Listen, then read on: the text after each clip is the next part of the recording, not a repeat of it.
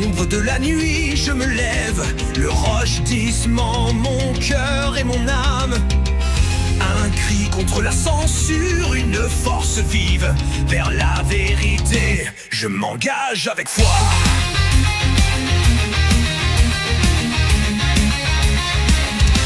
Dieu est mort ainsi par les Nietzsche. Mais en moi la volonté de puissance s'étire. Au-delà du bien et du mal, je m'aventure. Mon surhomme intérieur, je l'exulte. De l'ombre à la lumière, je m'élance. L'éveil du héros, c'est ma romance. Chacune de ces voies, je les explore pour trouver mon chemin. Je m'aventure.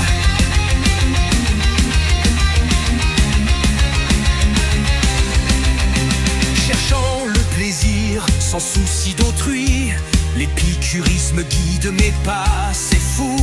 La sagesse dans la jouissance, je la trouve. Libre, heureux, je m'élance, je m'enroule. Le virilisme, mon armure et ma force.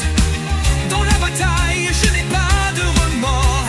Face à l'adversité, je reste debout. Mon honneur, ma bravoure, je l'éclame. De l'ombre à la lumière, je m'élance. L'éveil du héros, c'est ma romance. Chacune de ces voies, je les explore pour trouver mon chemin. Je m'aventure.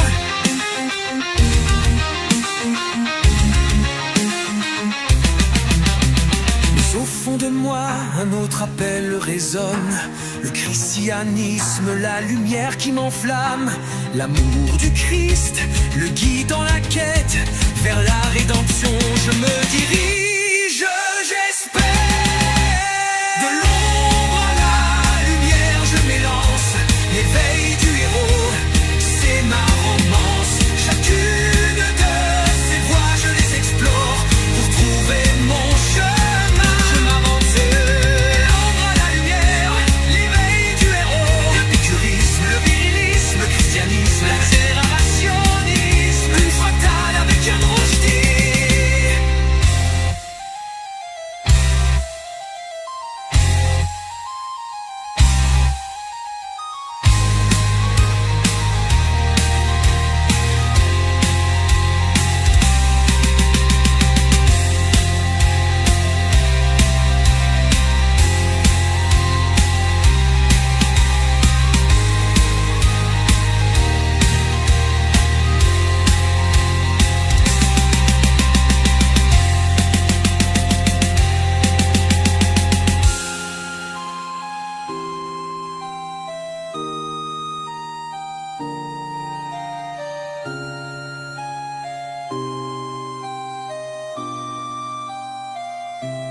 L'épicurisme, le virilisme, le christianisme, l'accélérationnisme, une fractale avec Yann Rushdie. L'épicurisme, le virilisme, le christianisme, l'accélérationnisme, une fractale avec Yann Rushdie. L'épicurisme, le virilisme, le christianisme, l'accélérationnisme, une fractale avec Yann Rushdie.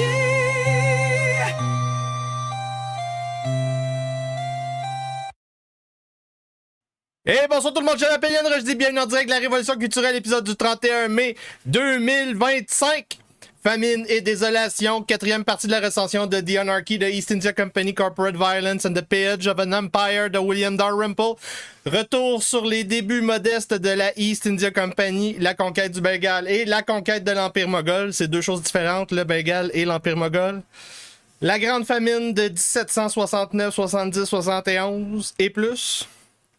Les premiers écrits contre le colonialisme, l'impérialisme anglais de la East India Company en Inde, la crise financière de 1772, le premier méga bailout moderne, le premier bail-out capitaliste, qu'on pourrait dire. Si on regarde ça du point de vue marxiste, comme le capitalisme est quelque chose de moderne, c'était l'histoire d'accumulation de capital, comme Karl Marx le disait. La fin de carrière et la courte retraite de Robert Clive, alias Russell Crowe, avec une bedaine. Deux puissances impériales affirment leur souveraineté au nord du sous-continent indien, rendu à ce point-ci de l'histoire. Les Marathas sont de retour. Donc ça, c'est une confédération d'ethnie hindoue, indienne. Ensuite de ça, une nouvelle puissance émerge. Le sultanat de Mysore, qui vient du sud et qui est financé, entraîné, aidé par les Français et qui arrive avec une superbe énorme armée modernisée. Une série de catastrophes et de guerres et de crises financières provoquées par la cupidité de la East India Company et qui culmine au Boston Tea Party à plusieurs milliers de kilomètres. Parallèlement à tout ça, en même temps que l'empire, le premier empire mondial moderne, les Anglais, qui avaient réussi à battre les Français dans la guerre de 7 ans et qui avaient donc affirmé leur puissance mondiale, après même pas 2 décennies d'hégémonie mondiale, à peu près partout sur tous les continents, ils subissent une série de revers et parallèlement à tout ça, l'empereur moghol Shah Alam II, Aladdin, décide contre l'avis de tous d'entreprendre un périple légendaire. Une expédition pour reprendre la capitale Delhi et mettre fin au règne d'anarchie dans son royaume. Une épopée légendaire qui se termine comme dans un épisode de Game of Thrones, avec du sang, des larmes et des viols. Pas mal ça. Donc, c'est un épisode à glacer le sang. Et je vous rappelle, on a un contre-viriliste. François Aubé égalise les dons, les abonnements, parce que ce travail n'est pas gratuit. C'est juste lire le livre. C'est au moins 10 heures par semaine que ça me prend. Prendre mes notes. Une demi à une journée de travail. Faire mes montages. Faire de la musique. Préparer mes émissions de revue d'actualité. Tout ça, ça prend beaucoup de temps. Donc, vous pouvez vous abonner sur YouTube. La Révolution culturelle avec Yann Rochdy. Il y a le contenu payant dans la section souscription. C'est les petites pastilles réservées aux membres. Vous pouvez vous abonner sur YannRochdy.com. Tous les liens sont dans la description du vidéo dans le bas de l'écran. Vous pouvez vous inscrire sur le Substack. Ça, c'est une infolette qui est gratuite ou payante. Donc, YannRochdy.substack.com. Il y a dans la section podcast les vidéos non censurées parce qu'il n'y a pas de droit d'auteur sur Substack. Je vous rappelle que Substack a aussi un mur de type Facebook. Parce que, eh oui, le rochdisme a été éliminé de la plateforme Facebook. C'est terminé. Donc, allons voir plus en détail qu'est-ce qui est arrivé. Donc, je vous rappelle. Mon compte PayPal est fermé depuis 2022. Donc, je suis un ennemi de la nation parce que je suis un sale complotiste. Ensuite de ça,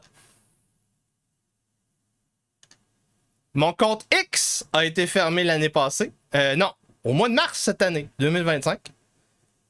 Pour infraction infraction relative à l'authenticité. Manipulation des plateformes. Le rochdisme manipule les plateformes. Et là, c'est terminé. Donc, Facebook a effacé mon compte pour intégrité des comptes. Et quand on va voir c'est quoi intégrité des comptes, ça signifie, en gros, je mets en danger la place publique à travers mes prises de position. Mais on sait pas c'est quoi. On sait pas c'est quoi. Et j'ai aussi mon compte mon compte commerce, mon compte commercial, mon compte officiel qui a été fermé. Donc, si vous voulez voir mes petites, mes réactions à chaud sur, ça va être sur le wall sur Substack ou bien sur YouTube. J'ai un mur aussi sur YouTube que je peux mettre des choses. Sinon, j'ai d'autres plateformes dans la description du vidéo dans le bas de l'écran. Je vais commencer à faire des petites vidéos de plus en plus sur TikTok. Je vais donc envahir TikTok. J'ai ma chaîne sur Rumble. Parce que c'est assez clair, là.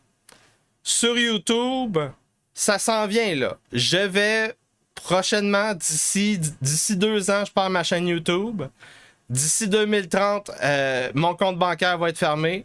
C'est assez clair, là. C'est assez clair. Et j'ai aussi mon Telegram ici, la Révolution culturelle. Vous voyez ici l'adresse en haut de l'écran. Tout ça est dans la description dans la vidéo de en bas de l'écran. Et donc, sans vous, je ne peux pas continuer ce travail, littéralement. On est rendu là. On est rendu là. On l'était déjà. C'est juste qu'il y avait eu une petite pause. Et avec les premiers 100 jours de Donald Trump. Et là, on remet la gomme sur la censure comme ça n'a jamais arrêté. Donc, c'est ça. Il va falloir qu'on assume. Il y a d'autres plateformes. C'est pas la fin du monde, comme je vous ai dit. T'sais, et c'est intéressant que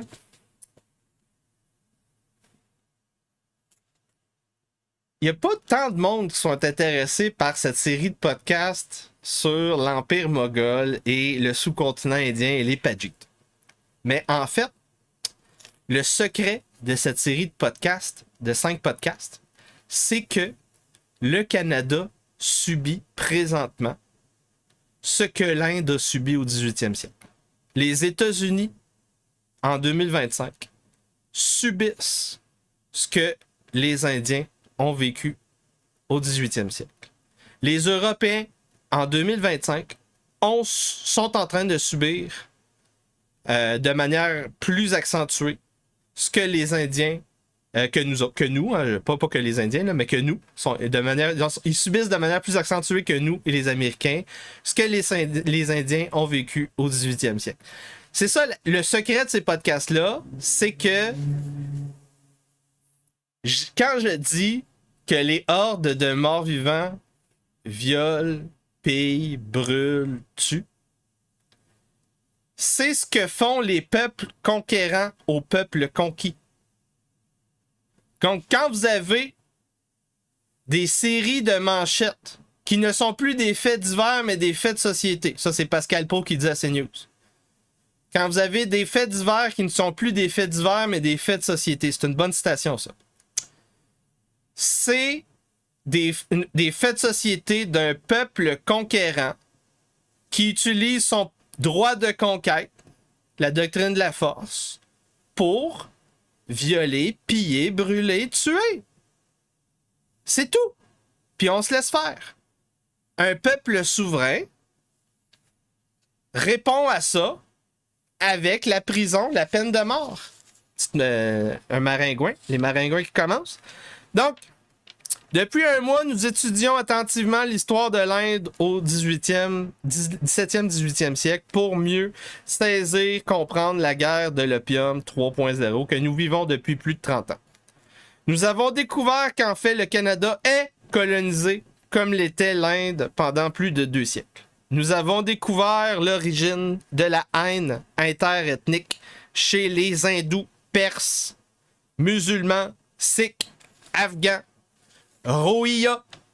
Je pensais que Rohingya en anglais c'était comme Rohingya en français. Non, c'est 2 choses différentes. Les Rohingyas, ça vient du Myanmar et c'est un peuple autochtone. Et les Rohingya, c'est des Afghans qui ont migré en Inde comme une colonie de Scandinaves qui a fondé une partie du peuple anglo-saxon moderne. Et ils se sont implantés en Inde. Ils sont devenus les Rohingya.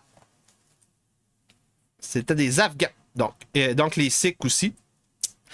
Des affiliations ethno-religieuses et génétique qui déterminent les dynamiques sociales avant les droits de l'homme, les constitutions, la petite constitution canadienne et nos chartes des droits et libertés. Les gens qui viennent de là-bas pour coloniser le Canada et le Québec ramènent non pas la Bible, la monogamie et les droits de l'homme et les constitutions dans leur cœur, mais bel et bien ces dynamiques ethno-religieuses. Dans ces dynamiques impériales civilisationnelles, il n'y a que la force brute où tu es subjugué, assujetti, remplacé par une force plus vive, plus stable, plus brutale. Ça peut être une configuration de ces trois qualificatifs-là. Donc, on a vu dans cette série de podcasts la fondation de la East India Company. On a vu la conquête par cette entité d'une province de l'Empire moghol, le Bengale, avec moins de 1000 Européens et moins de 3000 troupes au total. On a vu qu'ils ont été capables de subjuguer l'Empire au complet et donc de kidnapper l'empereur, faire un deal avec l'empereur avec moins de 3000 Européens et moins de 20 000 troupes au total. Ça, c'était au dernier épisode. Et là, on est rendu au point, qu'est-ce que les Anglais, les Britanniques font de cette conquête de l'Empire moghol et de la province du Bengale et de quelques autres petites colonies qu'ils ont réussi à implanter partout sur les côtes indiennes.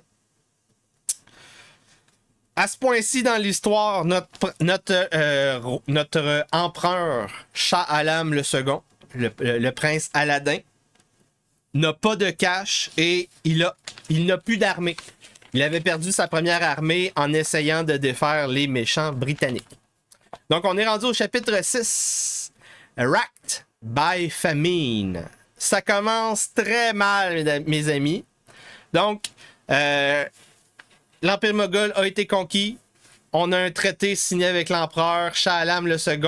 Le traité dit la East India Company va m'aider à reprendre mon trône à Delhi en me donnant des troupes. Mais c'est jamais le bon moment. À chaque fois que Shah Alam il va voir ses boss, Robert Clive, le conseil de Calcutta, Warren Hastings, ils peuvent pas. Ils veulent pas. C'est pas le bon moment. Pendant 7 ans, la gang à William Ellis, le gars avec des cicatrices dans l'avatar, commence à piller, racketter les pauvres petits Indiens.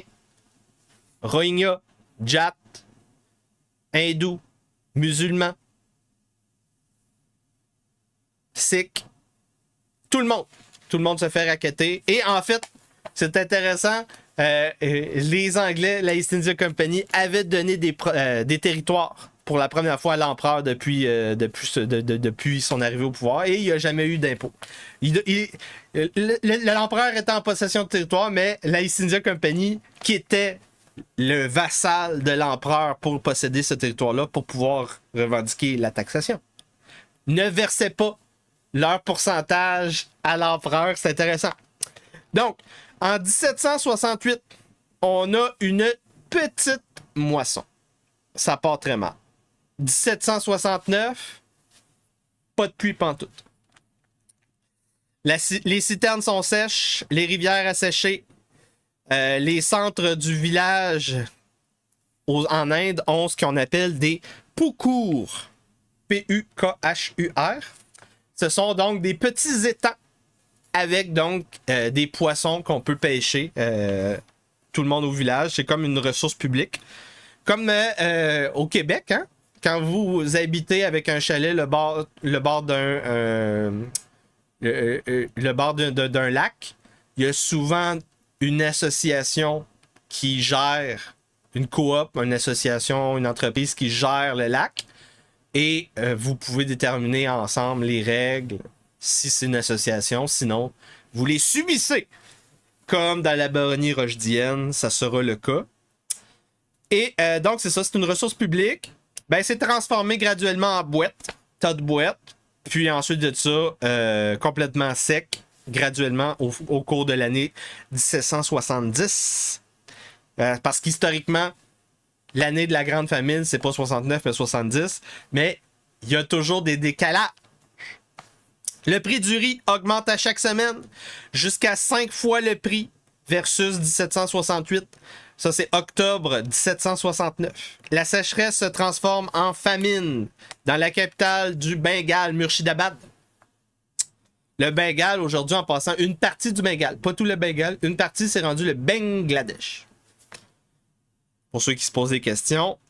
Rendu novembre 1769, les fermiers sont incapables de poursuivre la culture suivante.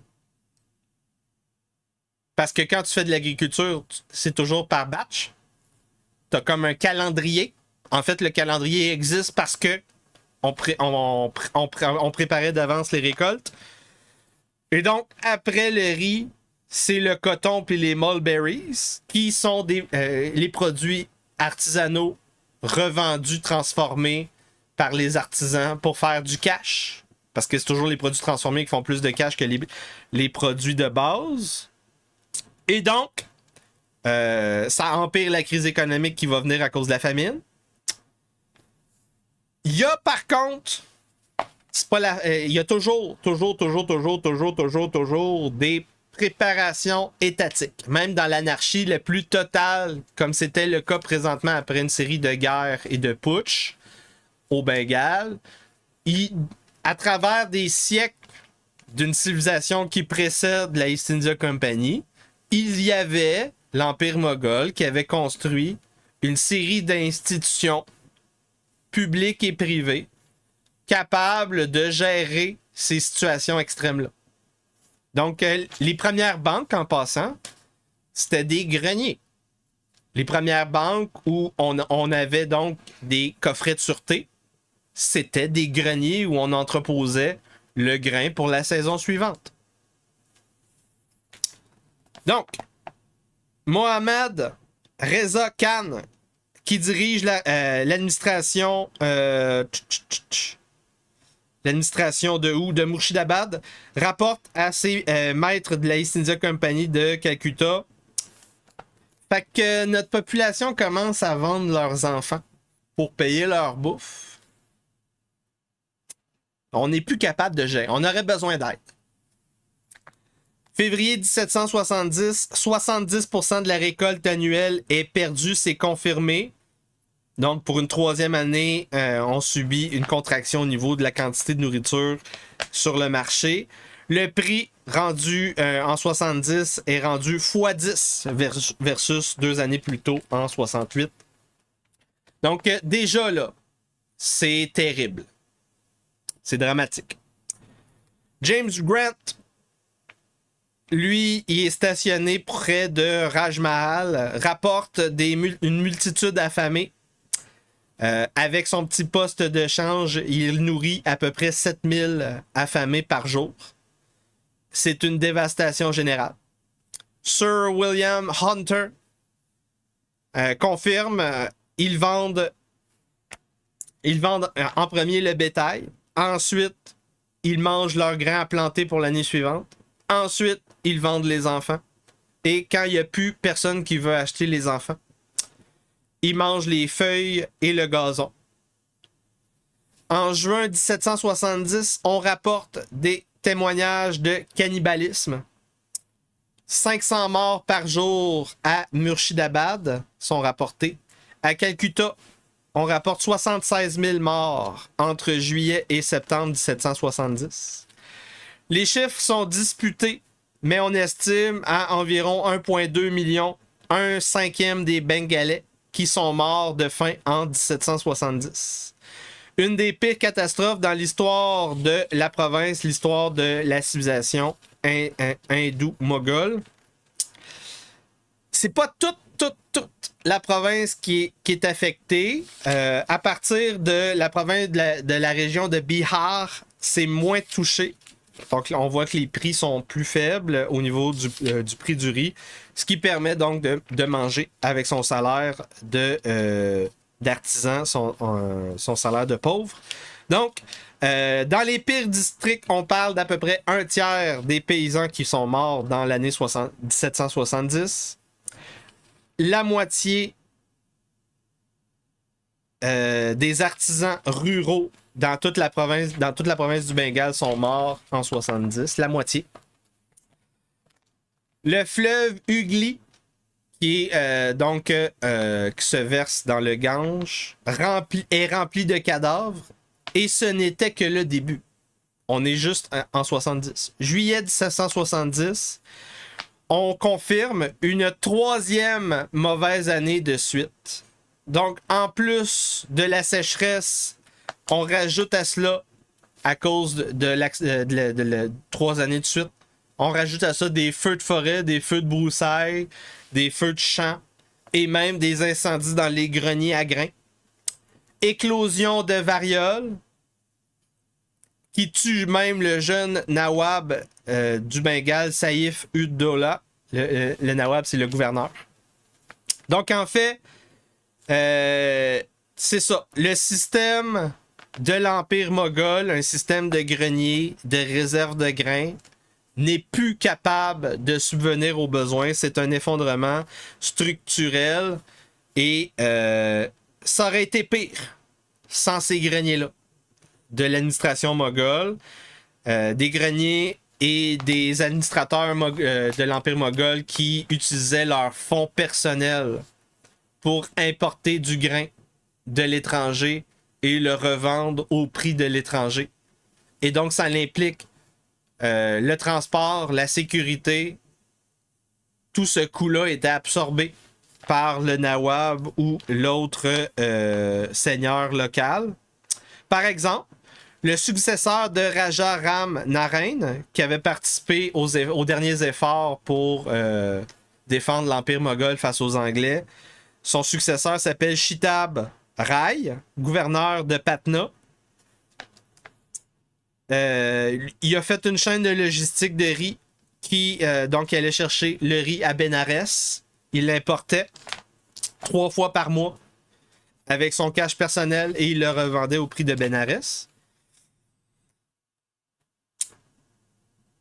Les Hollandais, les Anglais vont copier certaines pratiques de l'Empire moghol pour essayer d'aider, sustenter cette famine. À Murshidabad, Richard Becher, résident de la East India Company, ça c'est l'équivalent de l'ambassadeur, ouvre 6 centres de distribution pour distribuer le riz et d'autres produits de basse nécessité pour les pauvres petits Indiens. Richard Becher prévient Calcutta, la haute autorité East India Company, que les dangers sur les routes sont importants. Donc, on appelle ça les highway robberies. Le gouverneur de Calcutta, à ce point-ci dans l'histoire, s'appelle John Cartier. Il maintient, lui, de son bord, un magasin de grains et nourrit à peu près 15 000 personnes par jour pour plusieurs mois. À ce point-ci, à Calcutta, c'est 150 cadavres par jour qui sont jetés dans la rivière. Dans la localité de Rangpur, on a un fonctionnaire East India Company qui s'appelle John Gross. Lui, il est gross en salle. Il distribue seulement 65 livres de nourriture par jour, 65 livres sterling de nourriture par jour, malgré que la moitié de ses travailleurs soient morts de faim durant cette année 1770. Donc, c'est pas tous les Anglais. Certains Anglais vont accepter leur responsabilité de souverain et donc reconnaître qu'ils doivent nourrir leur peuple parce que c'est leur peuple rendu là. Si tu as le droit de taxer quelqu'un et que ces gens-là ont faim, c'est ta faute. Si c'est ta faute, tu peux avoir des rébellions. C'est ça qui est arrivé avec le rojdisme, en fait. Parce que on a eu un discours du trône de Charles III. Charles III a fait un discours du trône. J'ai fait la revue de ce discours du trône sur ma chaîne. Et à la fin du podcast, je suis entré en rébellion officielle. Donc, c'est peut-être pour ça que j'ai perdu mon compte Facebook. Peut-être. C'est à confirmer. Dans tous les cas, je vous rappelle que sans vous, je ne peux pas continuer ce travail-là. Donc, à partir de demain, le contenu sera seulement accessible si vous avez payé 5$ par mois sur YouTube, ou bien sur le Substack, yanrojdi.substack.com, ou bien sur mon site web, yanrojdi.com. Je vous rappelle, très important de venir vous abonner sur toutes les plateformes pour éviter de me voir disparaître. Parce que là, vous pouvez même plus m'envoyer un message sur Messenger. Là, c'est terminé. Il n'y a plus de Yann Rochdy. Si tu veux m'appeler, si tu veux communiquer, tu m'envoies un message texto, tu m'appelles, mon numéro de téléphone, vous le connaissez. Et je vous rappelle aussi que j'ai... c'est très important, là, je voulais faire filmer la manifestation avec les bikers de François Aubé. C'est le 5 ou le 6 juin. J'aimerais payer au moins la moitié, le 2/3 de la facture pour remplacer les bearings de roue du char à ma mère.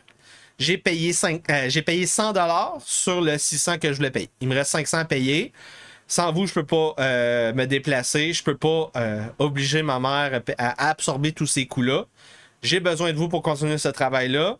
Ensuite de ça, on a aussi le 14 juin, juste avant, le jour avant la fête des pères. Donc le samedi 14 juin, on a le premier Michoui, les États généraux de la Nouvelle Inquisition d'Amérique. Envoyez un courriel à yann.rochdy@gmail.ca, tout en minuscule, pour avoir un RSVP pour réserver votre place au Michoui si vous êtes un patricien. On a déjà une personne qui a réservé. Donc, Jonathan. Et on continue le travail. Là. Donc, la semaine prochaine, nous allons faire l'histoire de qu'est-ce qui s'est passé avec la dépouille de l'Empire moghol, la dépouille de l'Inde, dépecée par les factions capables d'implanter leur souveraineté grâce à la force brute dans un monde avec des hordes de barbares qui violent, pillent, brûlent et tuent si vous faites rien. J'espère que vous avez apprécié ce travail unique. Il n'y a pas beaucoup de gens sur YouTube qui ont fait des vidéos sur cet empire-là parce que si ça arrivait, on se rendrait compte que l'Occident est en train de subir la même chose et on n'est même pas capable de se défendre et on n'est pas capable de lever de trésors de guerre rochdiens pour essayer de faire des opérations contre cette colonisation du Québec. J'espère que vous appréciez mon travail. Je vous souhaite une bonne fin de soirée. Si vous parlez de ce sujet, vous faites partie de l'extrême droite. Littéralement. Shiloh! Où es-tu, Shiloh? Où est la Shiloh québécoise? Parce que le patriarcat est toujours en charge! Le Roche 10 n'a pas d'opposition, mesdames et messieurs. Donc, Azathoth, c'est un rêve en dehors de l'espace et du temps, entretenu par les nécromanciens, les sorcières, les grosses torches, les princesses Disney et les alphabets des Tu utilises la souffrance du tiers-monde pour des rampes de sales gauchistes! T'es pas un souverainiste. Je suis un sécessionniste américain. Tout va bien aller, mesdames. Tout va bien aller. Du jamais vu en 127 ans!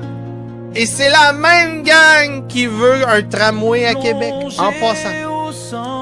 Et la même gang qui ont lancé le plus grand projet d'infrastructure qu'on n'a jamais vu de notre vivant. C'est une société de dépendance, une société de location. L'indécision, Et une c'est très triste ce qui anxiété. est arrivé au Québec. Donc, c'est quoi un monde viriliste?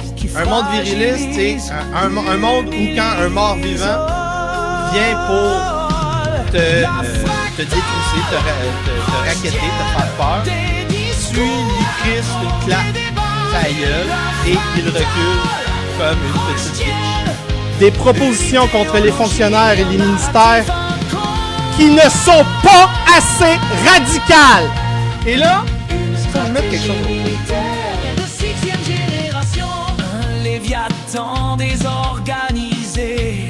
Il y a des gens qui pensent que j'exagère, que je jouerais un rôle. Vous devez comprendre quelque chose d'important. Je veux littéralement mettre des sorcières sur des bûchers.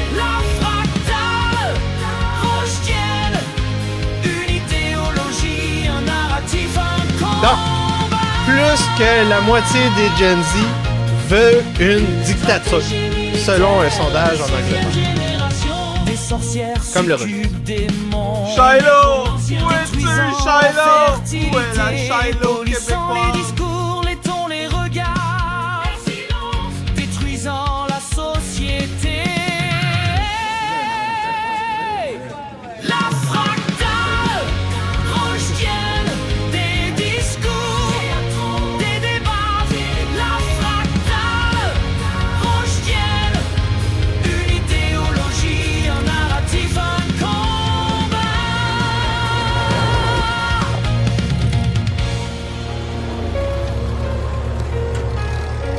C'est en plein cœur